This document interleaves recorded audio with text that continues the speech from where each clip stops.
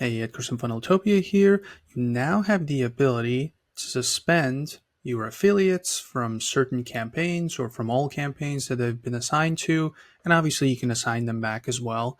So whatever the reason might be, maybe they didn't follow the terms of the agreement, or maybe you're suspending the business, or for whatever the reason might be.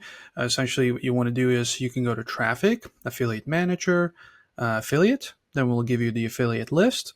So the affiliate that you want to suspend, you click on the three dots next to them, and let's move my face, and you pick the option, campaign actions, and then suspend affiliate, right? And then you select which campaign you want to suspend them from, you suspend them. So pretty straight and forward. If we want to go back, campaign actions, unsuspend affiliate, we can select the suspension, right? The one they were suspended in. Now they're active again. So like I said before, whatever the reasons might be, but this gives you the flexibility, and it's you're more in control basically, right? But yeah, that is it for this one. If you have any questions about this or anything else Funneltopia related, there's a little chat bubble over here on the right side. Ask us anything. We'll make sure to respond as quickly as possible.